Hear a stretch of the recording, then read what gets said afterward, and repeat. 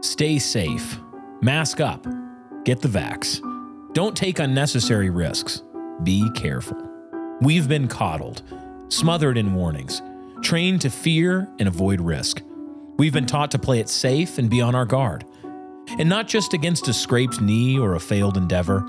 No, we've been taught to censor our speech, our words, even our thoughts. Don't think those dangerous thoughts. Don't notice. Don't speak out. If you do, we're coming for you. Who's coming for you? It almost doesn't even matter. Whether it's the HR lady at your company of either sex, weaponized church courts, the social media censors, or even those you once considered allies. Watch out. Take care. Play it safe. But was it always this way? Have we always lived under this kind of stifling, wet blanketing panopticon? Is this the spirit of our Christian forefathers? Of the men who founded our nation in blood and in faith, willing to face down all the might of Britannia and her redcoats? There was a time when Americans didn't shrink from risk, when they would rather die than bend.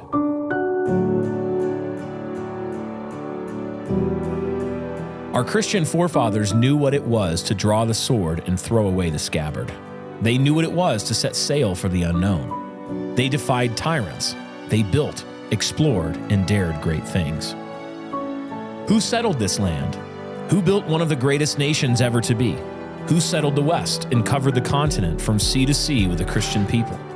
Who searched out glories, crisscrossed the plains with railroads, and fought off usurpers and invaders on all sides? Risk wasn't a bug, it was a feature. Without it, our fathers knew, there was no greatness. And now, we're supposed to trade boldness for bureaucracy? We're supposed to tremble at the unknown instead of mastering it? We're supposed to bow and scrape, not even before bullets, but before HR ladies? We don't think so. It's time to remember who we are. This year, join us here at New Christendom Press for our annual conference, Safety Third, Recovering the American Will to Greatness. 4 days to forge new friendships, build coalition, and work to recover what was lost. It's time to reclaim the spirit that built this nation, to break free from fear, to risk, to build, to lead. The future belongs to the bold.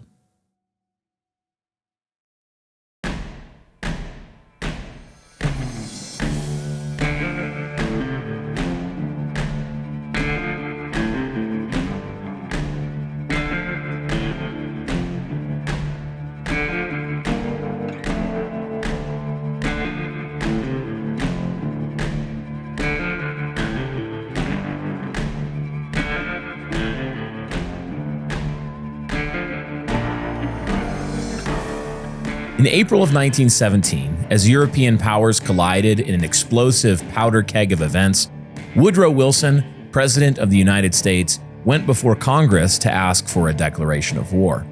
In his speech, he said that the U.S. must, quote, fight for the ultimate peace of the world and for the liberation of its peoples, the German peoples included, end quote.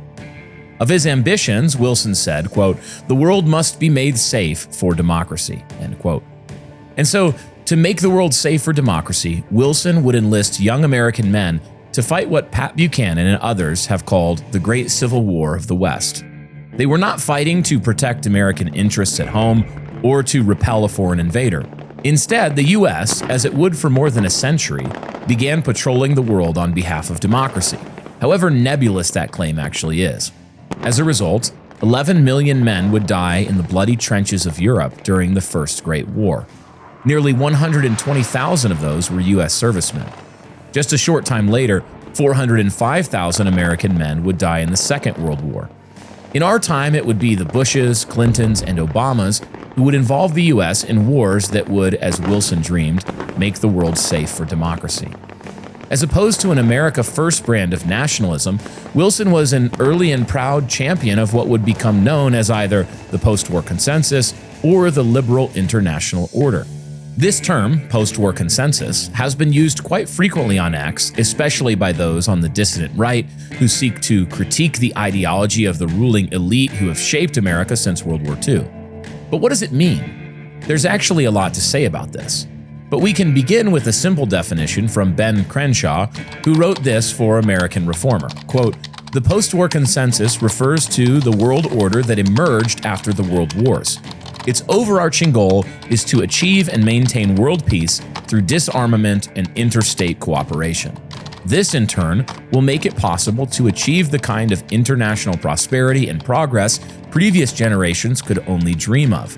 The post-war consensus simply is the liberal international order in its ideology, language, organization, and management. It represents a rejection of true national sovereignty, multipolarity, and great power politics under the law of nations.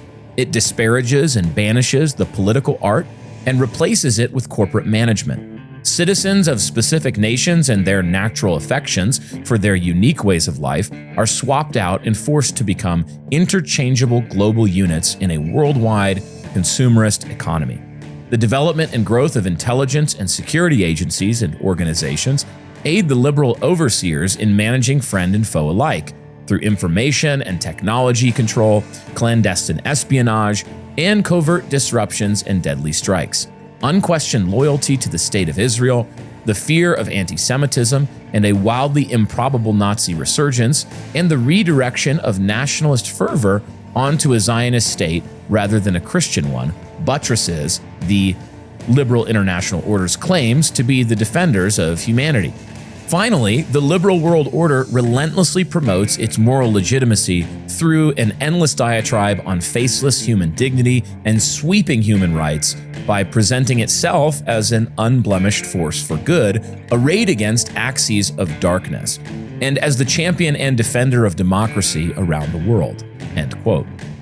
After 2 world wars, elites, led by the newly ascendant Americans, blamed the wars on what R.R. Reno has called the strong gods of nationalism and religion.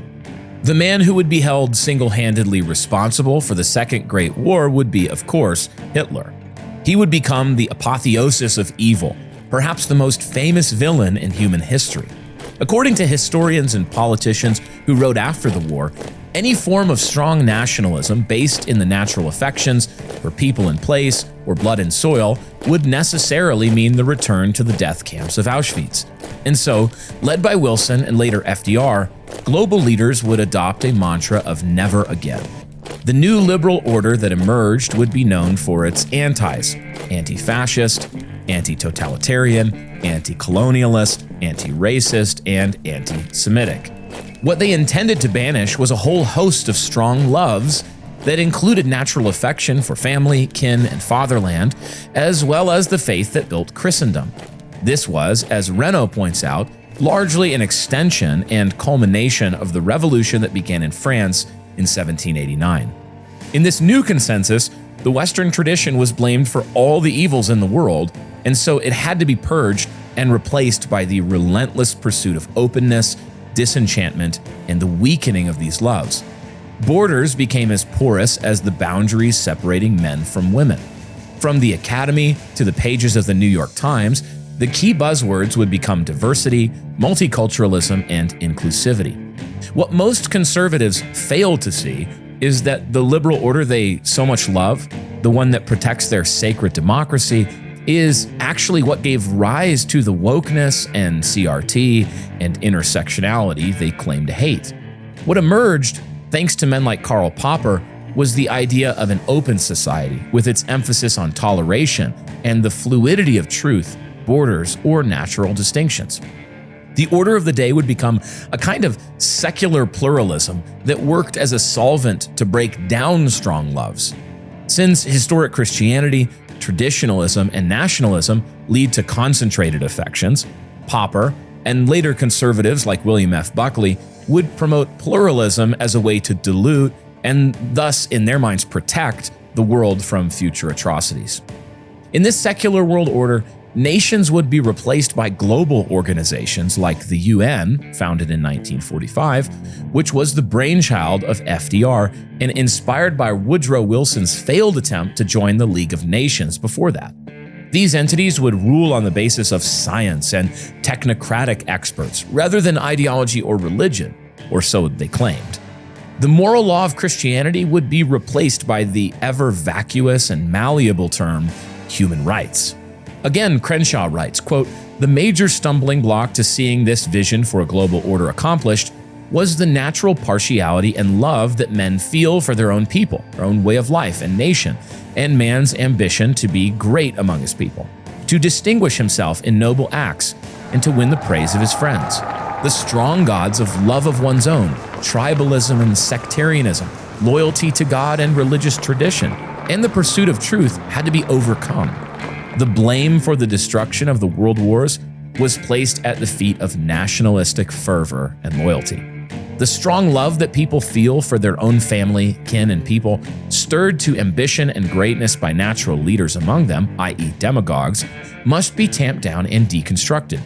From henceforth, nationalism would be tied to fascism, Nazism, and populist authoritarianism. The only reasonable option open to a freedom-loving people was a politically and economically open global society led by the liberal international order." End quote. In an effort to crush natural affections that would stir up nationalistic sentiments, the liberal international order promoted several things: free and unfettered international trade, opaque notions of human rights, open borders, and a globalist regime made up of international elites who could override rogue nations that attempted to flee the global oligarchs. National laws would be replaced by international laws, which in turn meant that the US would entangle itself in a plethora of global organizations and accords: the Paris Climate Agreement, NATO, NAFTA, World Health Organization, and more. The goal, which has been largely successful, was to transform distinct peoples into interchangeable economic units in a global economy. What transgenderism did for the sexes, egalitarian economic policy would do to peoples and nations, namely, neuter them of any natural distinction. Strong loves would be replaced by the weak loves of consumerism and cheap entertainment. With nothing to bind the people together except their shared love for cheap Nike shoes made in Vietnam or China, a cabal of globalist capitalists would easily exploit nations, which would become nothing more than economic zones. In turn, technocratic elites, those like George Soros, born 1930, and Klaus Schwab, born 1938, would exert power around the globe through various philanthropic organizational behemoths aimed at furthering open society principles. Again, Crenshaw writes, quote, "Since actualizing a global political system that assumed common ground between peoples and tried to rule the world as a single entity is impossible, LIO elites turned to a corporate model to implement their ideas.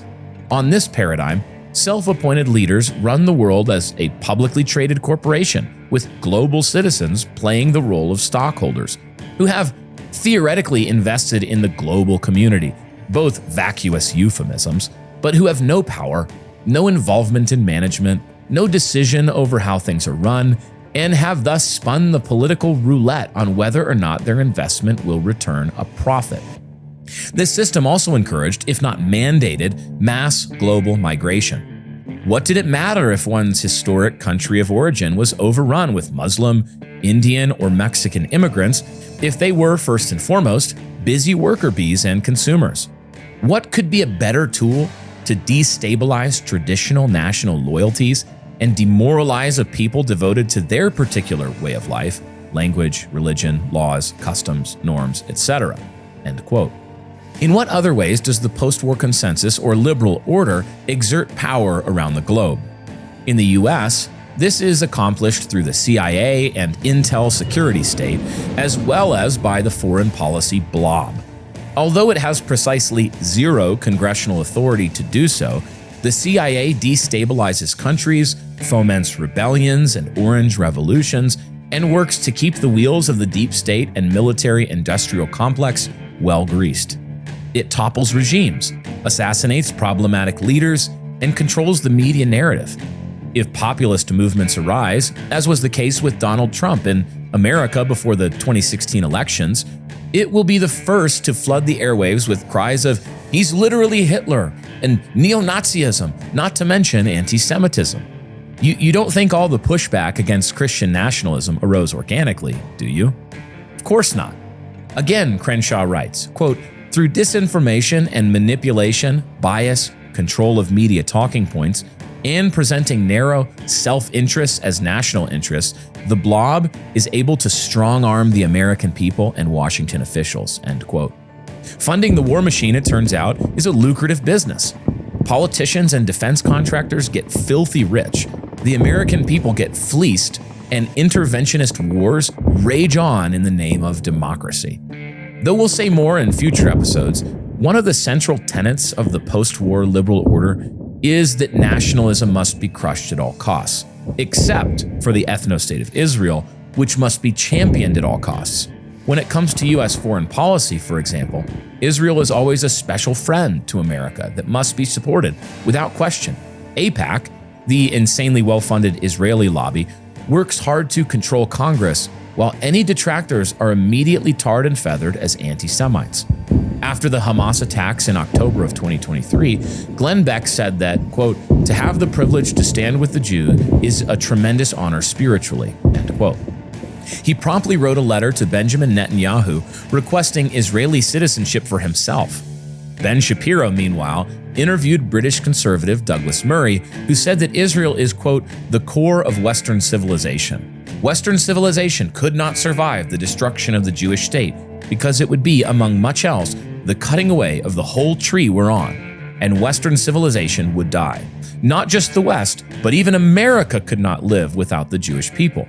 Could America survive if the Jewish people were no more on its watch, or everybody was forcibly deported from the Holy Land? Come on, of course not," end quote. Zionism, it turns out, is a key component of the post-war consensus orthodoxy. Crenshaw explains why, quote, "The love of one's own and attachment to one's people, history, customs, and national life cannot be entirely squashed. It needs an outlet. The outlet is the affection foreigners show toward the Israeli state and the destiny of the Jewish people. Their prosperity, freedom, and destiny are our prosperity, freedom, and destiny."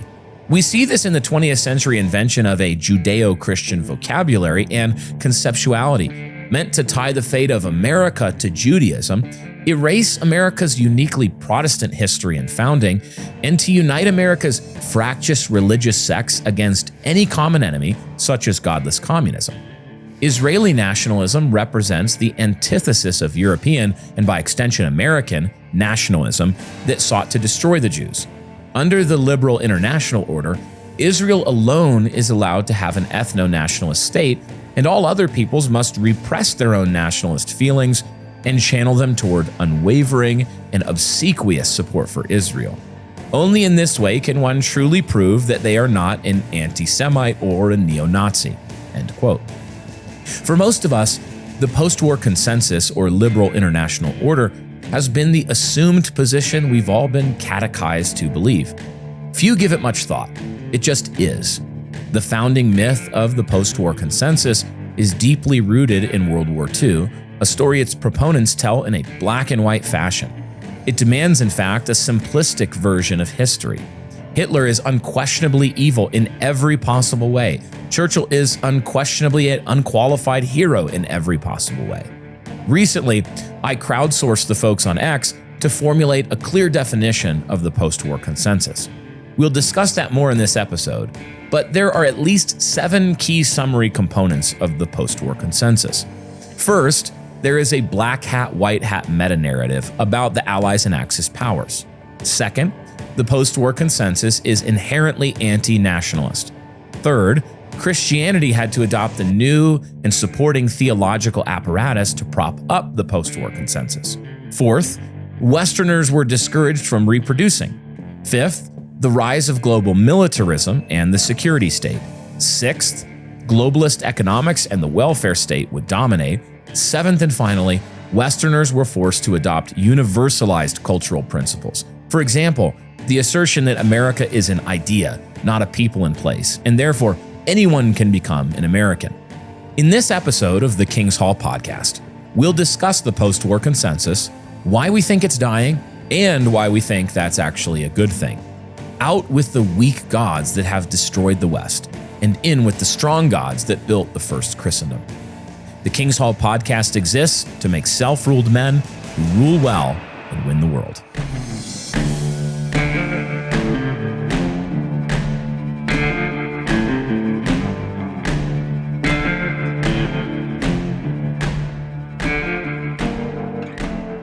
Well, gentlemen, welcome to this episode of the King's Hall podcast. We have a few wonderful guests with us today. Number one, the apotheosis of manliness, Brian Sauvé. Wow, I mean, other than the ironic way you said it, it was a high compliment. I was trying to be like highfalutin. Like you use the word apotheosis. You sounded like a man whose name would be Nigel. Hello, my name is Nigel. Yeah, there you go. Like maybe Nigel wrestles crocodiles, which is probably true of Dan Burkholder. There are many things that are true about me, but I don't think that's one of them. You should just own it. Okay. Yes. You are My pseudonym is Nigel, yes. and I'm a very intelligent British man. You are the croc hunter. What was the dude's name? I can't believe it. Crocodile Irwin. Dundee? No, Steve Irwin. You are the American version of Steve Irwin. Wow. Thank you. Except Thank you. with opposite personality. And I don't wear shorts, which is the least white boy summer thing You about absolutely me. You should. should. He rocked those like 5-inch inseams while he was hunting those crocs, and he was so real for that. He was so real He for was that. so real for that. We are so real for this, Brian. We're like smoother than butter on a muffin with our transitions. Yes, we're smoother than Vegemite on a piece of toast, if you will. And one of the smooth things that we do, Brian, is we talk about the PWC a lot. Yeah, that's what we do. It's one of our things. It's our entire personality now. Well, maybe. Yeah. Maybe. But this thing, this topic of the post-war consensus, we've also borrowed a phrase that Ben Crenshaw was using in American Reformer, the liberal international order. That's the posh way of saying it. That's very posh. Yeah, the LIO. But this, among all other things, seems to upset and ruffle the feathers of particularly like the evangelical establishment. And so I want to, if you're a Neil Shenvi, like Neil doesn't like this. Other unnamed people don't like this.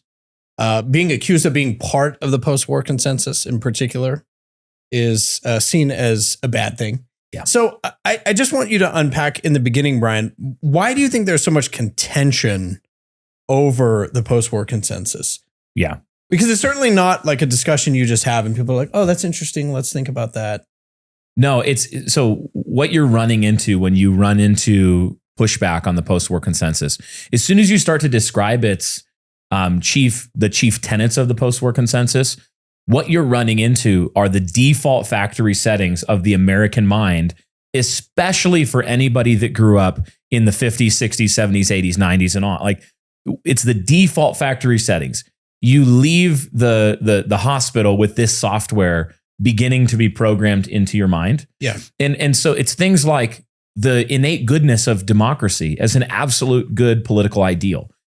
Think about if you were to just poll the average American and say, should all nations be democracies? And most Americans would have a default factory setting that's like, of course, democracy is the highest political ideal. It's an unqualified good. And therefore, we are right. Think about how this justifies things like global warmongering. We are right to go into other nations, topple their leaders, and then attempt to impose democracy on them, like we've attempted throughout the Middle East. You could think of the Zionism issue. One of the reasons that the Israeli ethno-state is seen as like such an unqualified good is that, well, it's the only bastion of democracy in the Middle East, of our democratic, liberal, modern nation. So whenever you run into the factory settings of a people and you start saying, hey, by the way, that's not actually true, you're of course going to get pushback. It's much deeper than that, but I really think that's kind of the simplest way of thinking about it is just you're going against the software programming we've downloaded. Now, one of the important things to see is that this programming is extraordinarily novel. Like we said in the cold open, it really is the final outworking. It is the apotheosis of the French Revolution thinking. It was modern liberalism in the French Revolution. Yes, it was. It was definitely inchoate in the French Revolution. For listeners like Dan, could you explain? They've been making fun of me using the word inchoate all morning. So, well, I listened to you say it multiple times, and then finally Dan asked the question I was actually thinking, which was, what does that mean? I thought it meant something like incoherent. It actually means, Eric, in seed form. So the beginnings of the ideas, the root of the post-war consensus actually is found in the French Revolution. That's what it means. Can you actually, can we expound on that? Like how, because a lot of people, Reno in his book, Return of the Strong Gods, highly recommend. Yeah. He makes the comment that a lot of historians have actually seen, they've called it the long 20th century that began in 1789 with the French Revolution. So I guess, Brian, if you want to start, but why would that be true? Yeah, let's unpack that a little bit, because when you think about the two poles that we're talking about with the post-war consensus, this liberal international order that is a default software setting of modern Westerners, the other side of the continuum would be things like nationalism, monarchy, strong nationalistic leaders with strong borders, strong cultural ethos, a particular people being shaped by and in a particular place that have self-protective laws and customs. They're not an open society, Karl Popper. They're a closed society. You might come and trade and merchants might come in and you might visit, but you can't become a Sicilian if you are not a Sicilian. You can't become a German or a Japanese native. You can't become Filipino just because you travel there. And each one of those nations would have been, in a Stephen Wolfian sense, they would have been acting in their own national interest. They're acting in their own national interest, most often for their conception of their highest good, which will include, take Japanese nationalism. Like we're talking about what they would view as their highest spiritual and earthly good, just according to Buddhism. And right? What did you say? Sushi. Yeah, that's the extent of Arab. That's all I know. But when you look at something like the French Revolution, liberté, égalité, liberty, fraternity, yeah, they're destroying particularity, hierarchy, monarchy, nationalist, strong leaders. They're destroying that and making a claim that is a moral and political philosophical claim that the people generally in an egalitarian way ought to be in charge. And then that those people, when you start to remove that particularity and monarchy and strong loves and closed society and things like that, that fundamentally all of the peoples everywhere are totally compatible and you can just mix and match at that point. And you could end up having something like a globalist democratic order where all nations begin to look very similar and adopt all of the same kind of ideas from their moral order, their political philosophy on down. Ben, I wanted to talk to you about something. I'm concerned about you. What are you concerned about? Every time I see you, you have more and more Indigo Sundries products. I feel like you're overdoing it. Dude, give me one example. Dude, this is exactly what I'm talking about. Do you see, where did you even get this from? What's the problem with having some soap on hand? Ben, we're at work right now. There's what, you don't want to smoke it at work? There's going to be no situation where you need Indigo Sundry soap at work. Have you ever gotten sweaty in this basement? Dude, yes. Every time we're filming, I look at you and I go, he's so handsome. Well then you're gonna need some soap so that you don't smell as bad. Do you see what's happening to you? How are you even? Do you have fairies that give you this? Dude, what are you talking about? Have you partnered with the Fae? No! I'm a stone cold Christian who likes soap. Dude, wait. Is that calendula? Oh, not so mad about it now, are you? They make liquid soap now? You didn't know that? Dude, I didn't know that. Well, they're a sponsor of the show. You should know that. I have duties and responsibilities. Not all of us can just be Indigo Sundry Maxing all the time. Okay, well, since you didn't know that, I'm assuming you also didn't know that if you use their subscription plan, you'll get 10% off of your order. 10% off? 10% off? Of their already great prices? I'm telling you. Are you kidding me?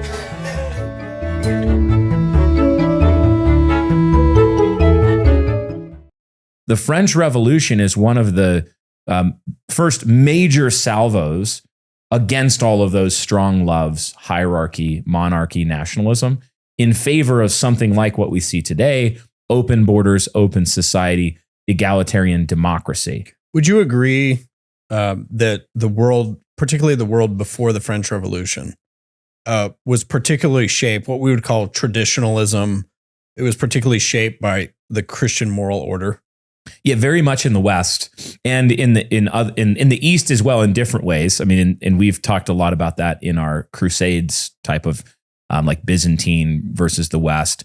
But it's historically uncontroversial to note that the nationalism that the various nations of Europe on the continent, as well as England since the 400s, was certainly shaped by the Christian faith.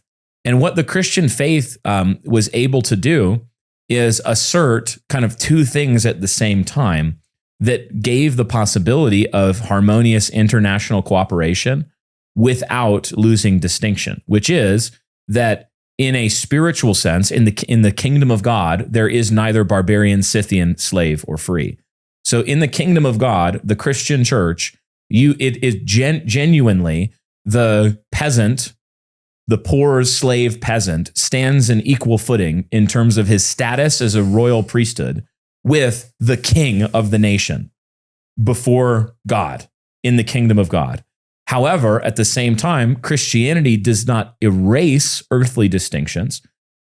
It actually glorifies, perfects, and brings them to their fullness, returns them to their creational order, to their nature in a glorified way. And so that allowed for two things to carry on at the same time. You could have beautiful particularity of nations and loves and customs and culture. You could have hierarchy throughout a society that was not inherently unrighteous just because it was hierarchy.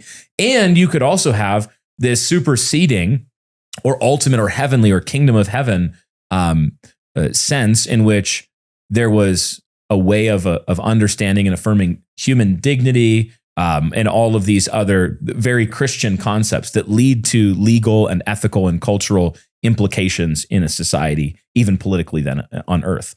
So what you get with the LIO and the post-war consensus and the French Revolution on is we talked about it a little bit in the cold open, but one of the things needed to justify that is a novel theological apparatus that collapses those two kingdoms together, and it basically leverages the kingdom of heaven status to erase the earthly distinction.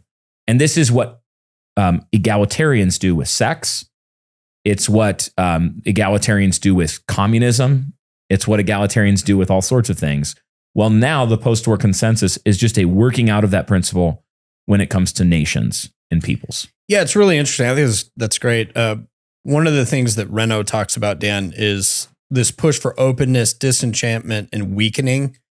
And he says in particular that secular pluralism, which is found in the liberal order, but this secular pluralism acts as a solvent to break apart strong loves.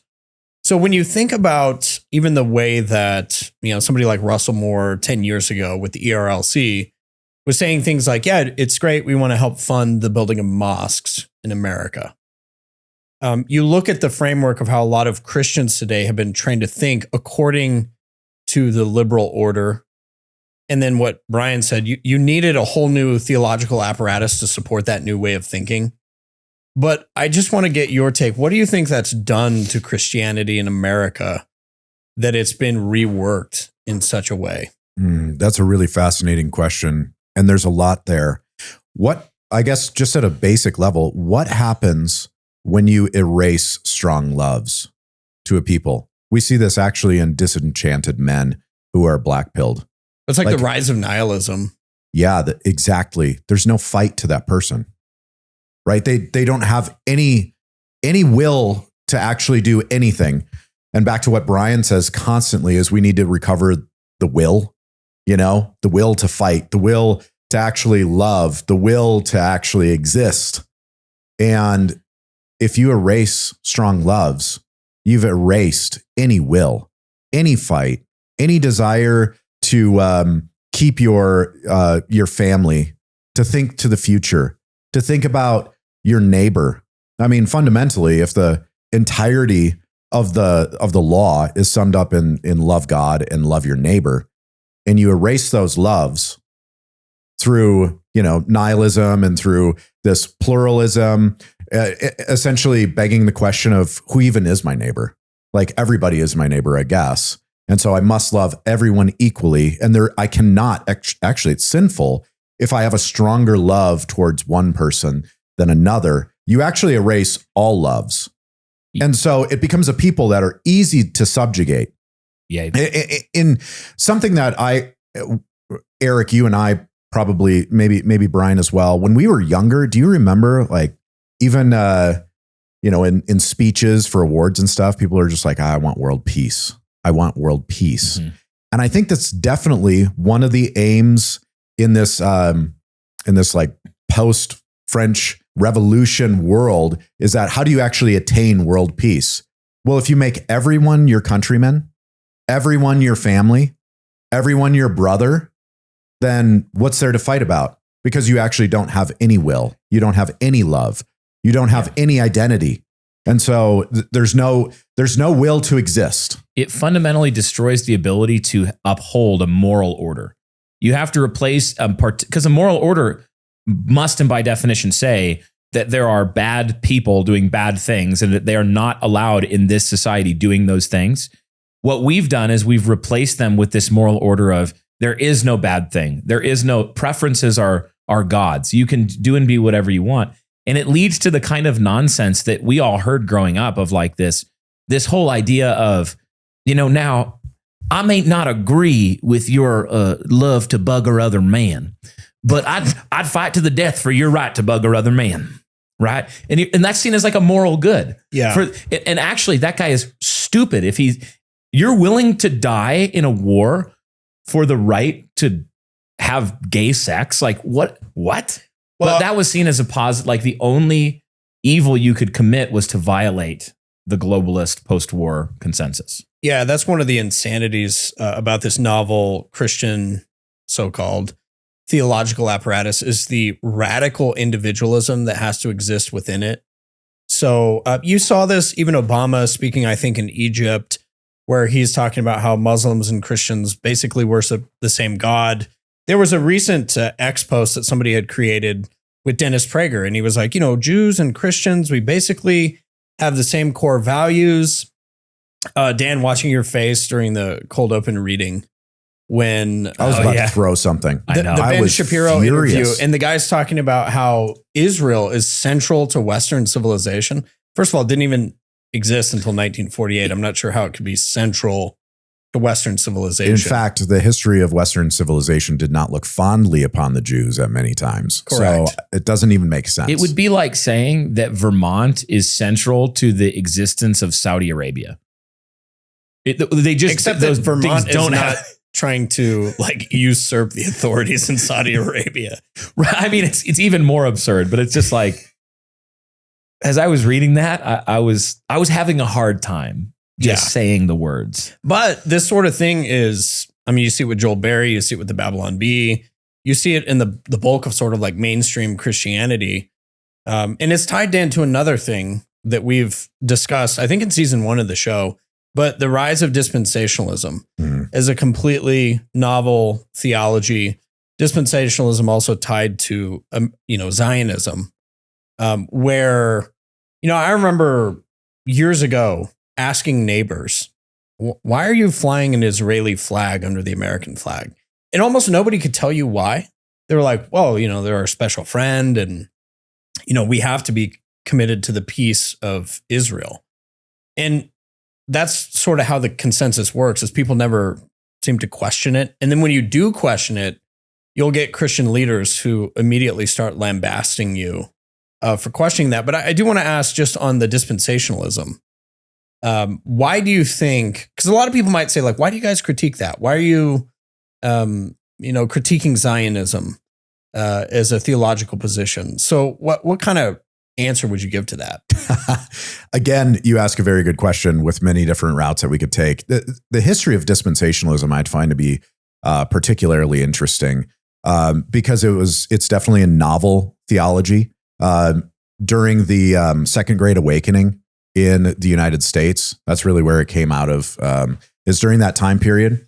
The same time as Seventh-day Adventists, Mormonism, and other crazy kind of, now I just offended a bunch of people. It is insane, actually, dispensationalism is. It was popularized, though, by Scofield with his study Bible, the Scofield Bible.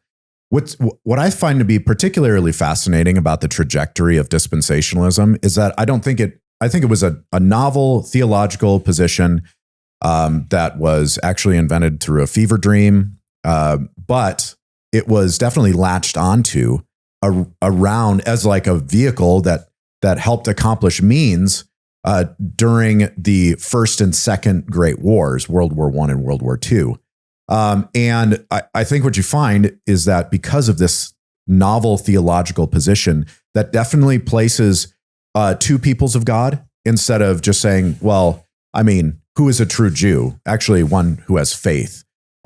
It's not just by the blood of Abraham. Well, that's one of the central critiques I would offer about Zionism in particular, is that this idea that the Jews, apart from faith in Christ, have a separate covenant by which they will enter the kingdom. Yes. I mean, and when you read the New Testament, you're like, well, this stands opposed to everything that Christ taught and the apostles. Exactly. So you have essentially these two peoples of God in a dispensational view.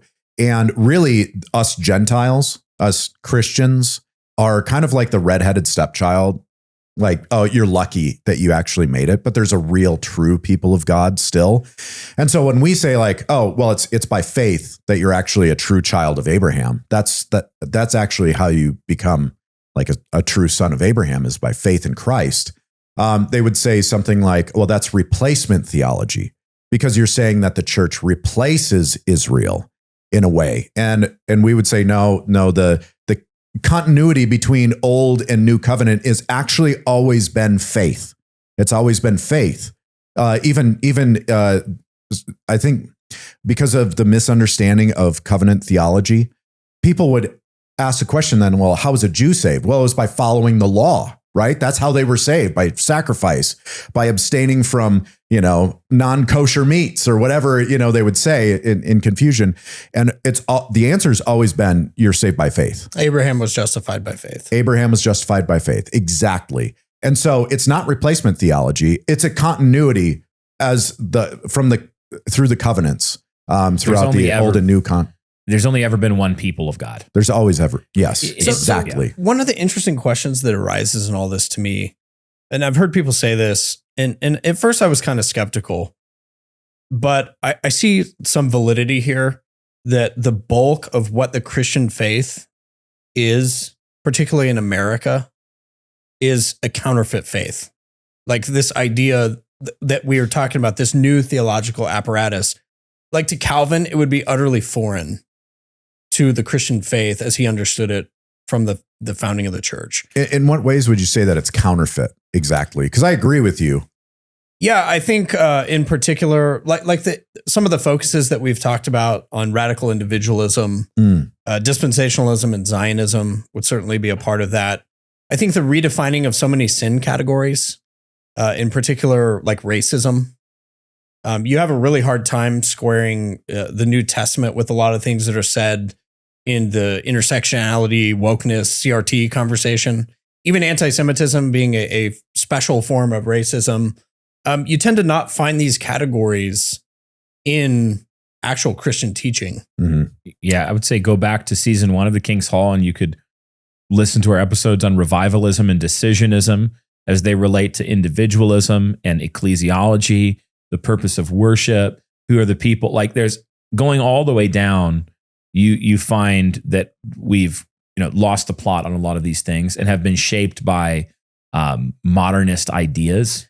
Sex piety would be another one. Sex piety is another one. Like you use Darwinism, along with egalitarianism, along with feminism. There have been these corrosive ideologies that they recognize in a Gramscian way, I think proponents of many of these ideologies, that the most effective way to convert a Christian people who Christianity is diametrically opposed to all those things, that what they were going to have to do was convince Christians that their own faith demanded them to be feminists and demanded them to be egalitarians and demanded them to be all of these things. And so, you see how you could develop over a long, slow period of time, the default settings of American Christians became, Well, not only, of course, is democracy and openness and all these things, not only are they key American values, but they're key Christian values. And what that is it's a perversion and an inversion, sometimes in very subtle ways, that's justified with passages of scripture ripped out of their context and especially out of the context of Christian theological history, and claimed that now, if you want to be a good Christian, you must affirm these things. That's when you've completely won, when you've convinced your opponent that if they are going to be a good whatever they are, they have to agree with your positions. Then they'll do all of your work for you. Yeah, and maybe even like a hyperbolic example, but I'm sure you've seen this article floating around where Taylor Swift had said, this is years ago, but she said, "I'm a Christian and Christian values demand that we support a woman's right to abortion." That sort of thinking, I would say that's counterfeit. Yeah. But there's a lot of Christians in America who believe that sort of thing. Well, you actually see this actual killing of strong loves has infiltrated the church absolutely successfully. And you see that through like moral relativism. And so that's kind of what you're talking about, where there's actually, like Brian said earlier, there you lose a moral foundation. And so that doesn't exist in the church. And then you begin imposing non-theological categories into the realm and sphere of the church to determine orthodoxy. So that's what we're seeing right now with like the anti-Semitism or Nazism or some of these other debates going around right now on the right, is that your view on Israel, the modern nation state of Israel, is determining whether you're an Orthodox Christian or not. Because you can't have any strong loves, remember, except for Israel. That's the one exception you brought up in the cold open. Well, that's such a good point. And I would say, too, as a test case, think about the number of listeners to this show who write to us or text us on a regular basis and say, "Hey, I said something on X, my pastors found it, and I'm now under church discipline, or they're asking me to leave a church." And you're like, "What did you say?" And you go look at the tweet, and it's basically something about, "Yeah, I don't think that we should support unfettered immigration." And you're like, wait a minute. Did you violate the PWC or did you violate Christian orthodoxy? But you see how, in many ways, the PWC has become Christian orthodoxy for people. It has. It's become the lens through which we interpret many other doctrines. Yes. So now there's a confusion between the doctrinal heart of the Christian faith and the post-war consensus. Again, when you convince your enemy to adopt your position as your own position, like as a fundamental part of your own theological apparatus, you've won. They will now do your work for you. You'll now, like, you won't have to send in a communist subversive to a church to get them to enforce radical egalitarianism. They'll actually start doing it themselves. The pastors will start enforcing it. The men of the church, the women of the church will start enforcing it for you. And pretty soon, you'll have Matt Chandler hiring the black 6 over the white 8 You'll or have whatever what we it have was. now, is what you're saying. Yeah, you'll have what you have now. So it is ironic that, sometimes people think that the way global cabals work, or like power politics work, is that you have to like actually send in a CIA type of agent into a people. You really just have to capture the gatekeeping mechanisms of institutions that form and guard culture and political values and religious values. Once you've done that, those mechanisms will make a people whose white blood cells, their ideological immune system, will actually defend itself against your opponent, against anti-post-war consensus type stuff, which is why there's such an emotional reaction to a lot of this stuff. Literally, when we lay this stuff out, I've had lengthy conversations with people who started like thinking that we're crazy.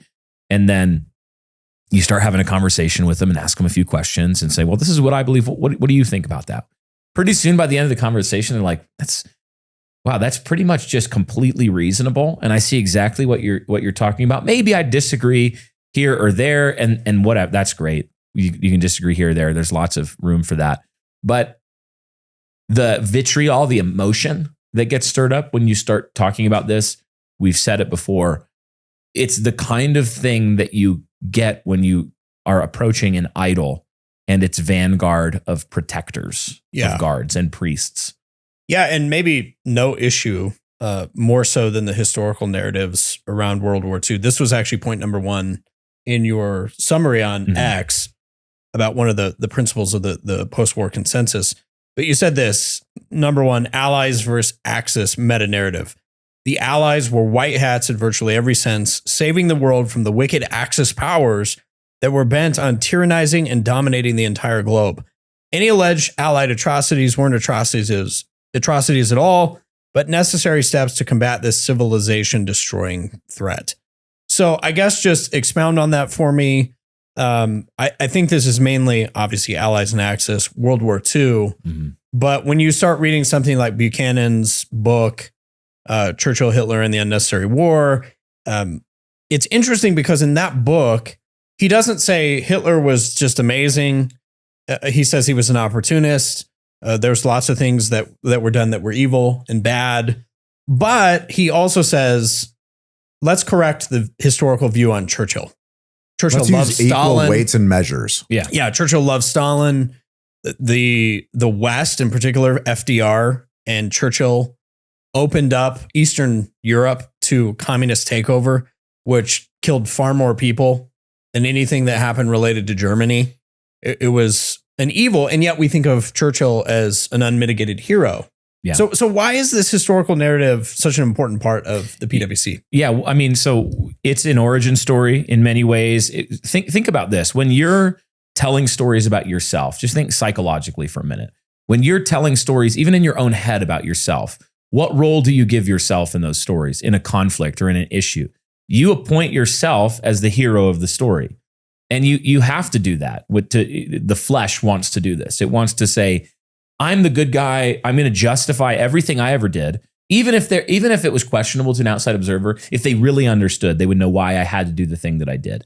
And the other person, it was really all their fault and it was all them. They're evil. They're bad. They ruined everything. That's how we tend to cast ourselves in stories. The victors write the histories. Yes. And this is what the West has done in the post-war consensus, is to cast ourselves as the victory. We were saviors of the world from, basically inevitable total destruction and total servitude and complete, just absolute, like 1984 level Nazism, that kind of thing, like where they just own everything.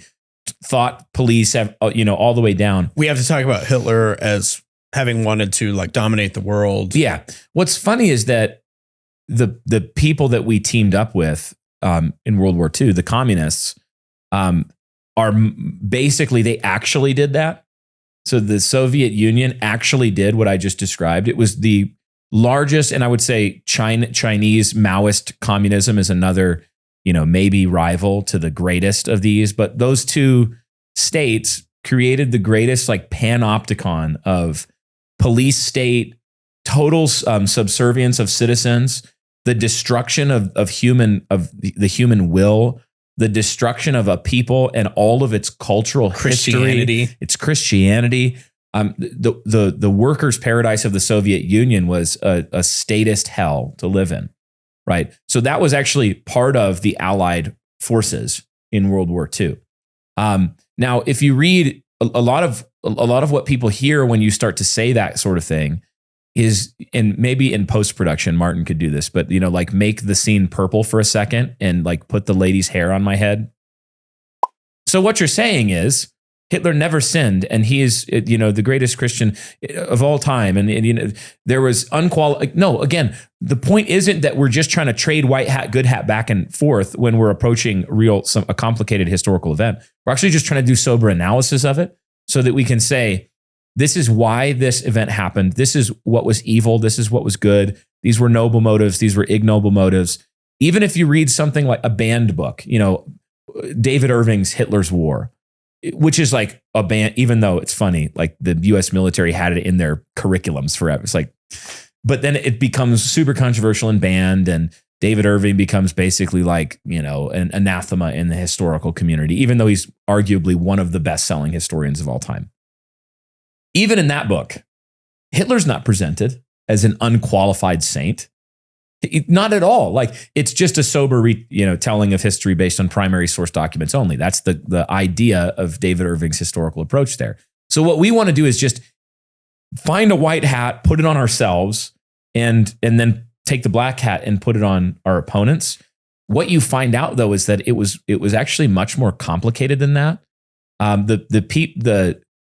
The idea that had grown up around World War I and World War II was that essentially the Teutonic, the German peoples were innately warlike, and they had to be crushed, or they would always just be going out and conquering and destroying everybody until they either took over the world or you completely crushed and got rid of them. That was like the idea that had developed. But it's just far more complicated than that. In fact, I would say that when you look at nationalism, communism, the communists, ironically, like the American liberal international order democracy ideals, both of those are totalizing political theories that purport to be the correct political theory for all nations in all places in all times and all peoples.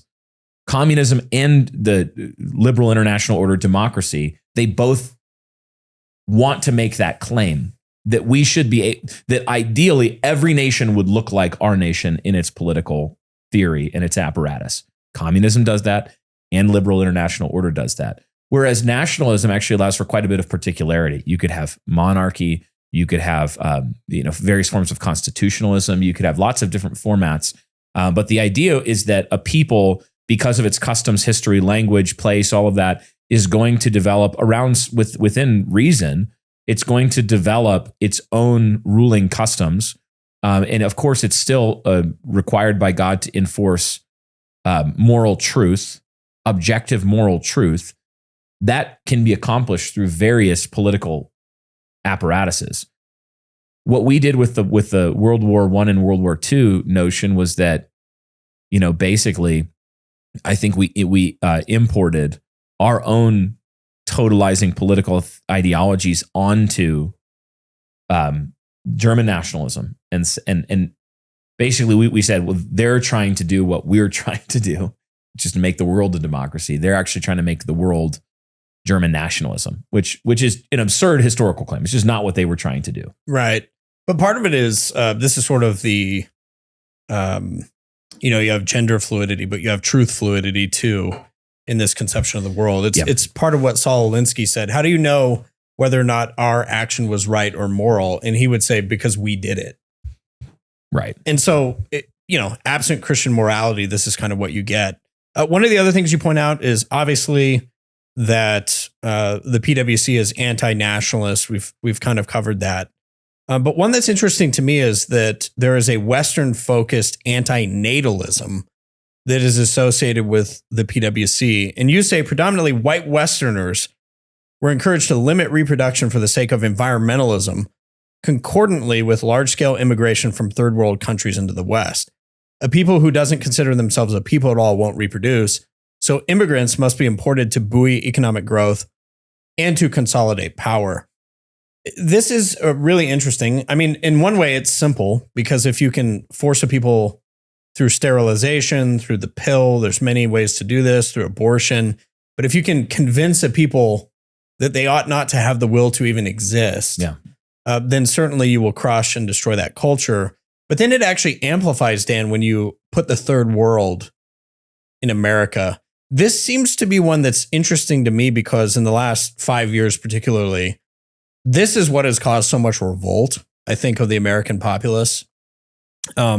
Unlike Europe, we haven't gone as quietly on this issue. When you see, obviously, Lake and Riley news stories, but you can go to West Haven, just down the road from here, and you have these villages of Venezuelans popping up.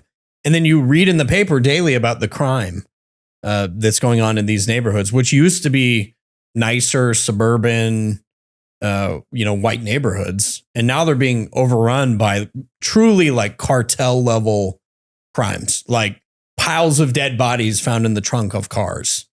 And so I think, correct me if I'm wrong, but I think this one people are pushing back against, rightly so.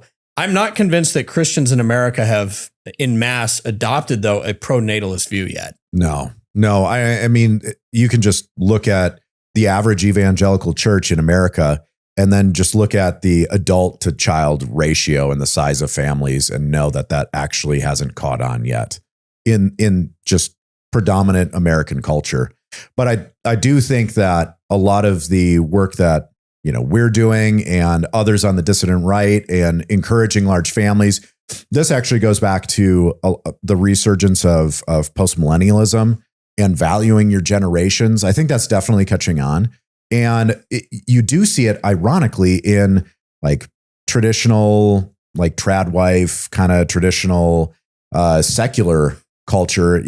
Maybe you saw the post the other day on X, and it was just a young mom with a baby, and she's like, it's baby's nap time, and I don't want to put baby down. He's just snuggling with me.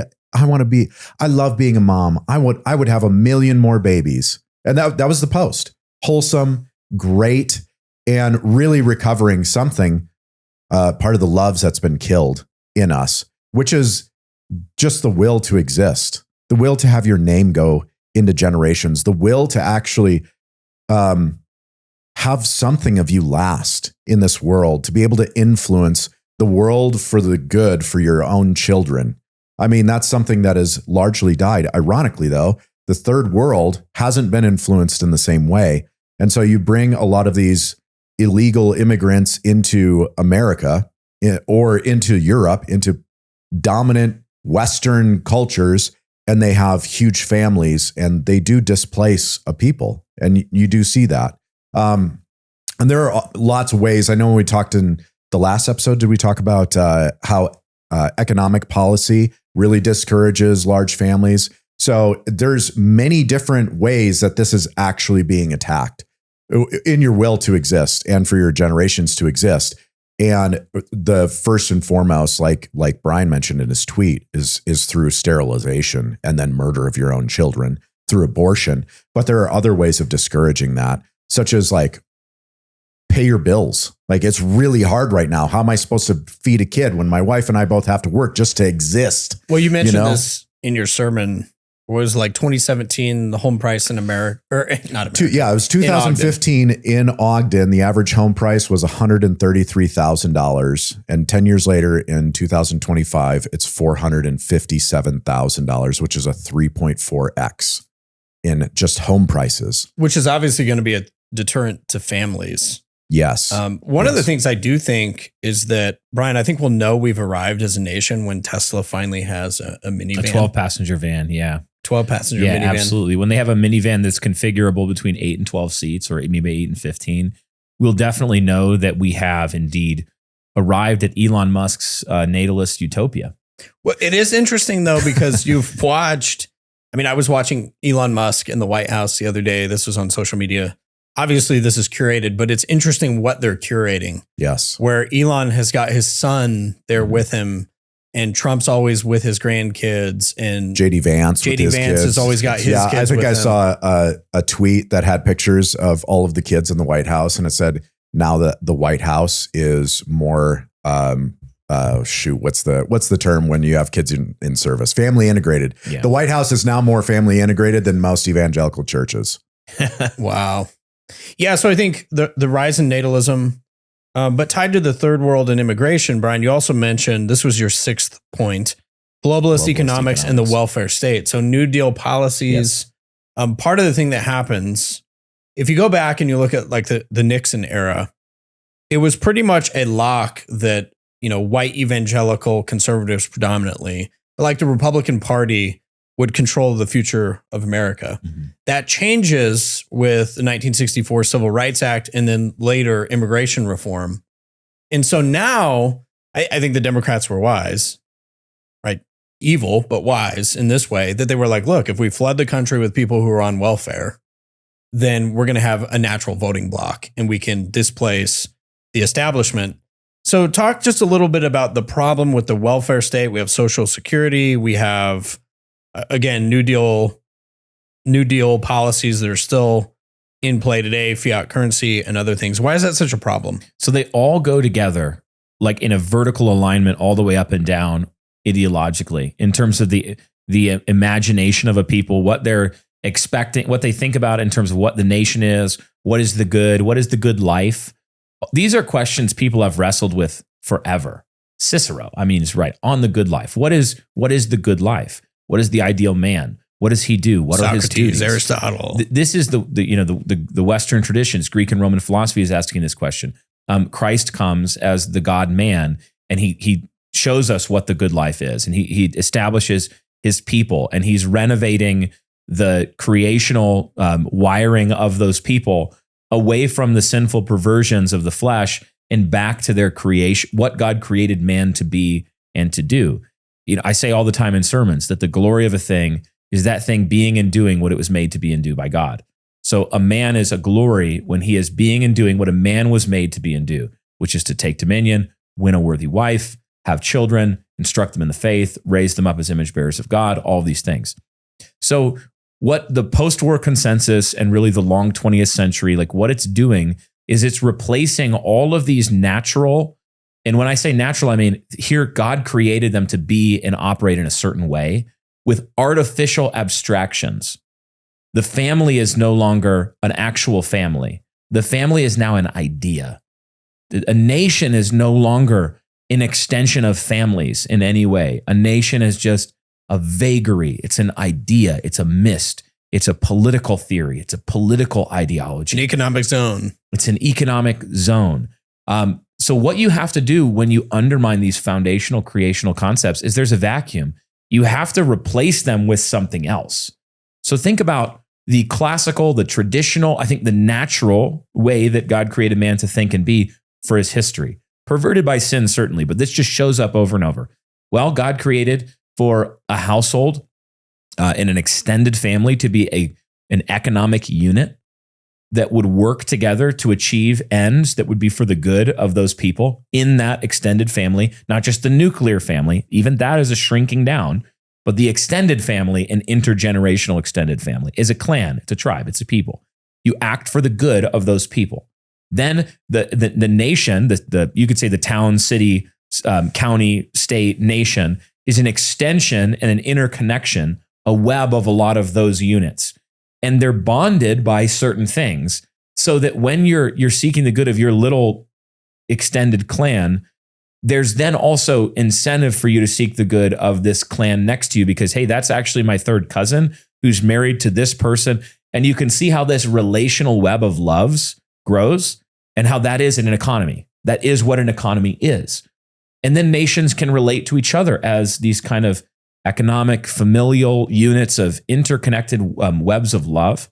When you replace that with an amalgam of just an incoherent, homogenized global order where everybody is a global citizen, you're actually cutting systematically all of those bonds from the maximum level, zoomed all the way out to the nation as it relates to the world, all the way down to the family.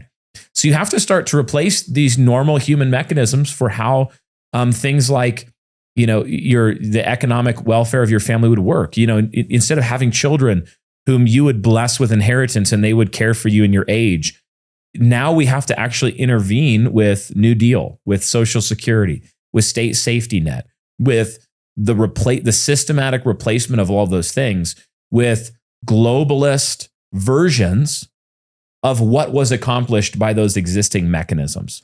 Well, it's interesting too, because even on things like you mentioned caring for your family, but even in the church, like we have a lot of voices who are telling us things like, well, your family doesn't really matter. It's your allegiance to the universal church. Of course, it's got to be globalized. An idol. But even Paul, we were thinking this as we're dealing with, local instances of people needing help and charity and stuff like that.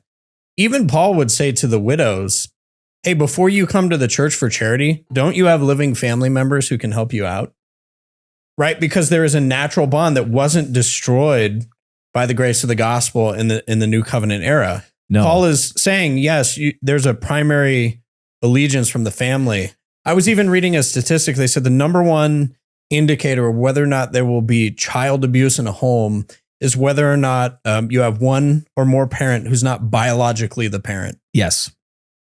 Now, why is that? Because you have natural affection for your own offspring. And it's also an instantiation of evil. There's some evil has happened when you have a non-biological parent in the home, generally speaking. You're going to have something like divorce or infidelity or abandonment, even a natural evil like death and widowhood.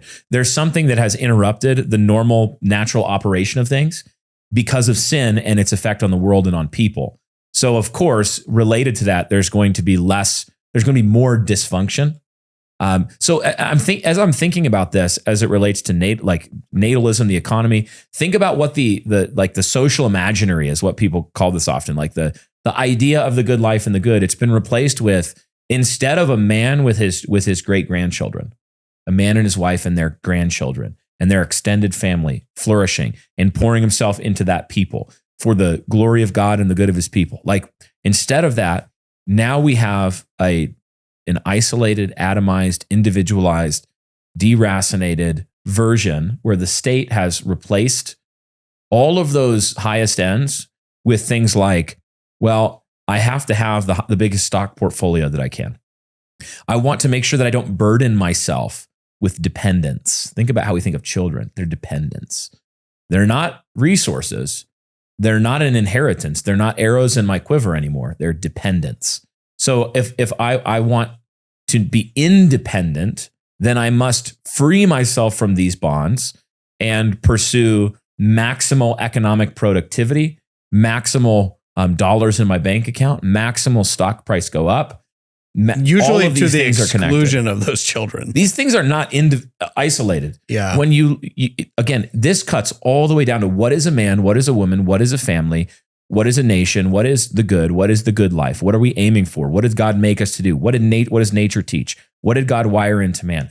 All of those fundamental answers that Christianity, especially over the centuries, came to accord concerning, we've replaced with a novel doctrine, with a novel view of the good, a novel view of the chief end of man. Of course, you're going to have the total. If those things turn out to be lies, then man is building not on the cornerstone anymore of God, of the God who made him and the worship of that God. He's now building on the shifting sands of a lie. And so no matter what you do, the Soviet Union will not create a workers' paradise. It won't even be able to compete with a nation that is in the process of apostatizing like America. But do you think a big part of this answer, it seems to be, but I want to get your thoughts. A big part of this answer is that everything that the liberal international order, post-war consensus, communism, secular things across the political spectrum, whatever they're trying to accomplish is fundamentally at war with nature and the world that God made. And so part of this for Christians, this is why I think reclaiming the old tradition of natural law is important, because, I was thinking about this. Scripture obviously has much to teach us. We love Scripture. It's the lamp that lightens our path. We want to walk in the precepts and commandments of the Lord, all that. But take the kingly wisdom of Solomon, for example. The number of times when he's illustrating a point, he says, consider the ant, consider the rock badger. Think about these things. Or Paul will say something that is like foreign to the modern evangelical establishment, but he'll actually just go straight to the heart on the homosexuality issue. And he'll say, does not nature teach you? Yeah. Like, this is unnatural. So it seems like we're also in a war against nature itself when we try to, say things like nations don't really exist. It's just pigment in your skin. Who cares who your family really is? Your family's everybody. I don't think, to quote a line from Jurassic Park, nature always finds a way. You're not going to defeat nature. Because what you're doing when you are warring against nature is you're warring against nature's God. Yes. God spoke through natural revelation and he spoke through special revelation. He speaks clearly through both. And this is actually one of the things I think we get wrong, is that we tend to think that God's voice in nature is somehow very unclear. But that's not how the scriptures speak. In fact, God's voice is so clear in nature that in Romans 1, Paul says that the unbeliever has to, every second of his life, suppress the truth in unrighteousness. We're told and in will be Psalm condemned 19, for that. They will be condemned on the basis of their suppression of that truth. The skies proclaim his handiwork. They're not speaking indistinctly. They're not making a rant, a vague sound that maybe if you had a PhD in Greek philosophy, then just maybe you might reason your way to know there's a God. No, only special kinds of retards have been atheists through history. Like the vast majority of the human race has been like, sky big, God real. And again, that's not a bad interpretation of Psalm 19. Sky big, God real. Right? So when we talk about natural revelation, natural theology, when we talk about these things as if they're completely indistinct, just because sinful man goes out and does what sinful man does with literally everything, including special revelation, which is to warp it to his own purposes, it doesn't mean the speech is indistinct. So how much, if it's clear to them that they have to suppress the truth, how much more to the regenerate Christian and regenerate Christian peoples and nations ought they to be able to discern the creational intent of what God meant to do when he made a thing. Like when you see a car, it doesn't take long for you to figure out what it's for. The intent of the creator of the car wasn't indistinct. You watch a city for 5 minutes, even if you've never seen a car, you'd be like, oh, that's a thing you get in. It takes you from one place to another. It seems like they put some kind of liquid in the tank, and that seems to be required for it to go. It'll stop every 3. Like you could figure stuff out in about an afternoon about a car, and you go, that's what a car's for. Any unbeliever, right? So we look at the world that God made, and we're saying that the creator of a car was so much clearer than the creator of the world about what it is and what it's for. No, there are sinners out there warping it and misusing it. They do the same thing with the Bible, though. Give an unbeliever the Bible, they'll Jordan Peterson it. With all the cleverness in the world, they'll be like, it's almost like the resurrection is like a metaphor, and it depends on what you mean by resurrection and what you mean by and what you mean by mean. When you say happen, what do you mean and then happen? He cries for like 15 minutes, and then people are like, that's profound. So Jordan Peterson is doing with special revelation what the unbeliever does with natural revelation. But it's not because the special revelation is unclear or the natural revelation is unclear. So much of this just has to do, like I want you to, like, there should be a drinking game on X that anytime someone asks you for a Bible verse, when you state something obvious as pie about the natural world, you have to actually they should have to take a shot. But you know what I mean? Like you could say, nature teaches us that men shouldn't bugger one another. And they'd be like, do you have a verse? I'd be like, actually I do, but I didn't even need one. I didn't need one. People knew that before that verse was written down in Leviticus 19. They knew that you shouldn't do that. I was about to go in with classic King's Hall, a classic King's Hall reason why. I was actually, please. I was actually waiting for that. I'm gonna exercise restraint, dear listener. Good man, Dan. I want to ask as we kind of wrap things up. One of the things that R.R. Reno, or if you pretend to know him, Rusty Reno. Me and Rusty were talking the other day. Yeah, I was reading his book. Yeah, me and Rusty were talking. But one of the things that he says that's interesting is that the rise of Donald Trump is a really strong indication that the post-war consensus is dying, that the strong gods and the strong loves are returning. So I want to get your take. Do you think that's true? Are there other factors you would look at in our current environment that would lead you to believe something is changing in the way that people view the world? Yeah, I think that's a multifaceted question, again, that you asked me. And the reality is... because you're so smart. I know you can handle it. Thank you. I am smart. There's a couple of reasons that I'll just, skip a rock over. The first is to what Brian was talking about with just nature. Like you can only resist nature for so long. It only works for a little while, because what is it actually doing? It's actually rebelling against the order of the world that God has made.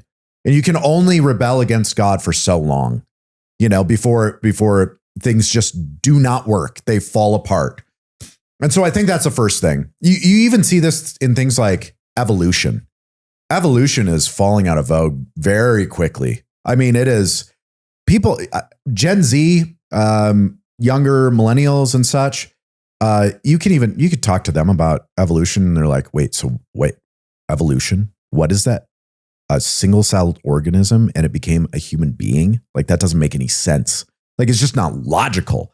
You could just only tell lies for so long before people are like, I'm not buying that anymore. Don't you think a big part of that was like transgenderism, stuff like that? Oh man, because again, all these categories that have actually fed one another into the culture that we have now, was dominated by the post-war consensus and with roots in the French Revolution and all that. I mean, it can only, what at the time appeared to support one another actually becomes, they become enemies because they're so unnatural in the world that God has made that the lies are no longer compatible. You see this within the LGBTQ and transgenderism, movements, how they're actually opposed to one another at this point. It seems like they should be friends, but then they're like fighting, because both are unnatural. They're both lies, and the lies are incompatible over time. I think the other reality is that when you just squeeze at people, so that's like just talking about truth and reality, but the other is much more like functional, physical, more boots on the ground than ideological, is that you can only squeeze people for so long before they rebel, before they buck back at, the ideas that are being forced upon them. You see this throughout history. I mean, when you have tyrannical rulers in just wicked societies, people rebel, they revolt. And I think that's what you're seeing in a very American way. Especially when the lies are not as subtle. Yeah, they're paraded and they're obvious. And that chick has a... Never mind. Yeah. Yeah. I mean, when everybody knows that they're lying, they're lying, we know they're lying, they know they're lying, everybody knows they're lying. Like, and it actually hurts your ability to live. That at that point becomes just, you're living in a lie, and you're not thriving in the lie. You're just surviving in the lie. And then they're saying, in fact, that's not enough. You actually have to hate yourself. You have to hate your own people. I mean, so the lies just continue to be perpetuated to the point where the only option is like, it's nihilism. I don't know even why you exist. Like, you should be replaced. You scum. You shouldn't exist. You should hate yourself. I hate you. Everybody hates you. You should hate you. And at some point, and this is what we're seeing, this is the vibe shift and everything like that, is people saying, no, actually, I don't believe your lies anymore. I, in fact, do want to exist, and I want my generations to exist. And I love my people. I love my church. I love my family. I love my country. A neo-Nazi. Well, and the thing is, their lies don't work anymore. Their Dan framing doesn't work anymore. Is a skinhead, like literally, in the sense that there's only skin on top of his head. You know what I mean? It's kind of, I mean, I do know what you mean. Telling. Well, I mean, to the point, it's gotten so extreme where people are like, you're anti-Semitic, you're a racist. And men are saying, so what? Like that could be an overreaction. I think there's a way you could actually defend that. But I mean, to the point where it's like, yeah, so what? Your lies, your labels, they don't work anymore. You have no power here. I sort of think we're in a moment where, if you picture like the silver chair and they're underground. Yes. And Puddleglum puts his feet in the fire. Somebody has to be willing to be like, all right, call me a Nazi. The smell of burnt marshwiggle has filled the air. If our pretend Narnia kicks your underworld's butt, then I would rather just believe in the pretend thing, because your world stinks. But what did Puddleglum do? When he did that, he shattered the spell. It was the enchantment that all of a sudden everybody woke up. And I just think it takes a few courageous, unlikely people. I think there's a couple things in there too that go back to personal stories. Like for Elon, you've heard him tell the story of when like one of his sons was transgendered. Yeah. Mm-hmm. Man, I mean, as a dad, you could tell it broke him. Even said something like, my son is dead. Wow. But why would he be speaking out and leveraging his finances and his wealth now for something radically different? I think also the call, especially for the listeners, it may be that you get called in to an elder's office it may be because of something that, you upset the elder's wife on X. It may be that you get called into the HR lady's office, but there's going to come a point where you just have to say, I don't care. I know what reality is. I know what truth is.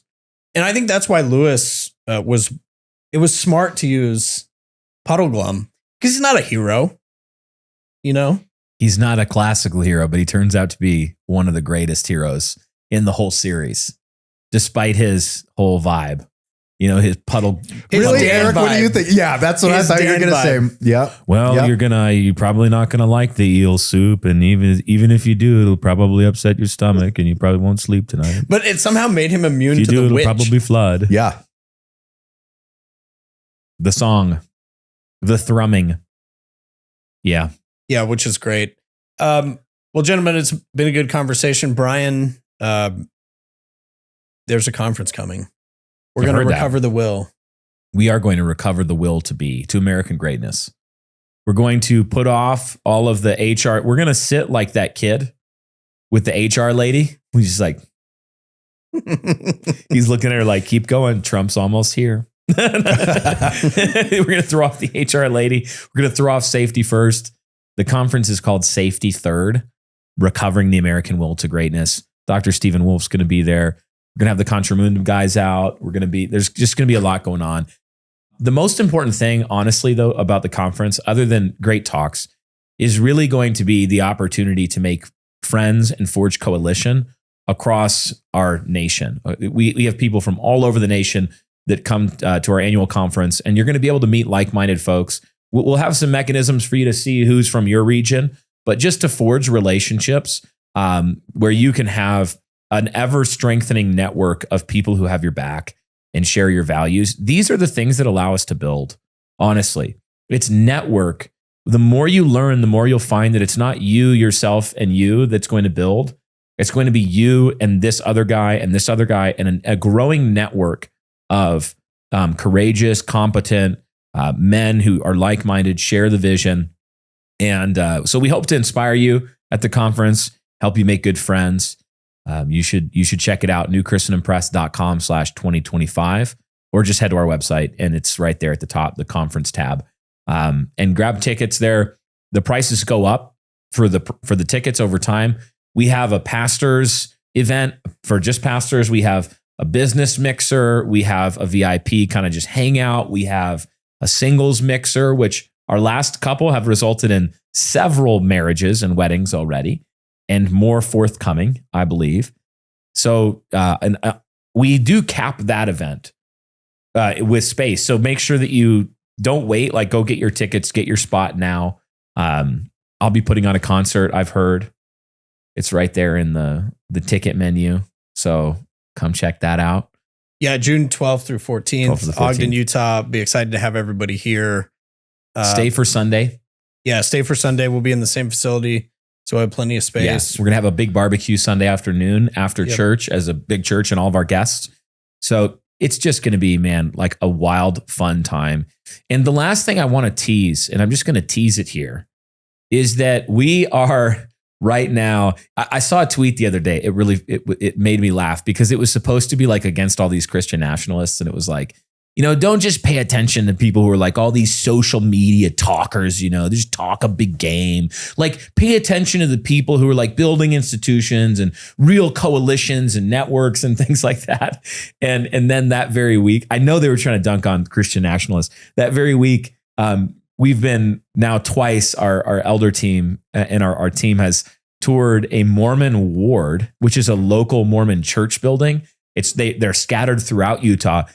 In the Mormon world, you're assigned to your church by neighborhood. But as the church has shrunk in its power and influence in the state of Utah, a lot of the Mormon wards have gone up for sale. So they're these just great little 1 to 3, 4, 5 acre plots scattered throughout neighborhoods. One came up for sale right up the street. We've been growing as a church, and our school has been growing as well.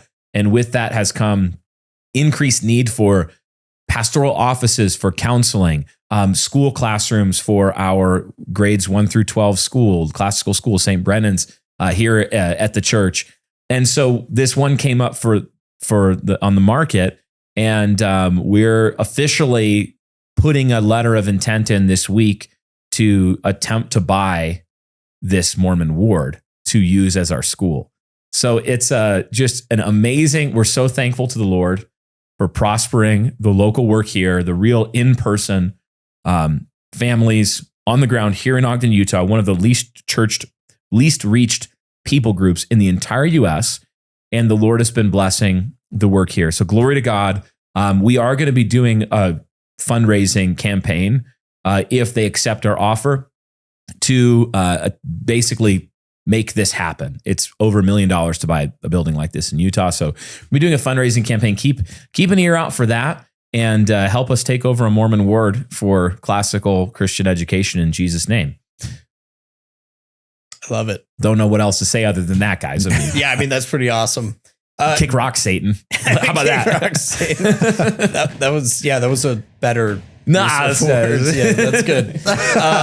Dan, if you would just give us a toast. Yeah.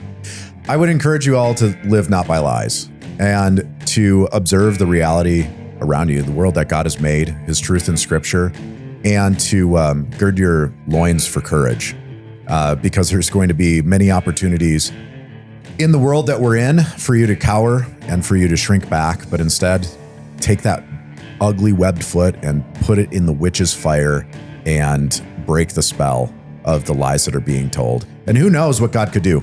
Maybe you could be looking at buying a Mormon ward to put a Christian school in. And with that, Festin Alente, we'll talk to you next time on the King's Hall. Okay, and one last thing before you go. We are going to continue talking about that potential Mormon ward building purchase on After Hours. So for any supporters of the show, any of our patrons, you'll be able to jump in on that, our little After Hours program where we just kind of, pass a pint and talk. So stick around. We'll see you there.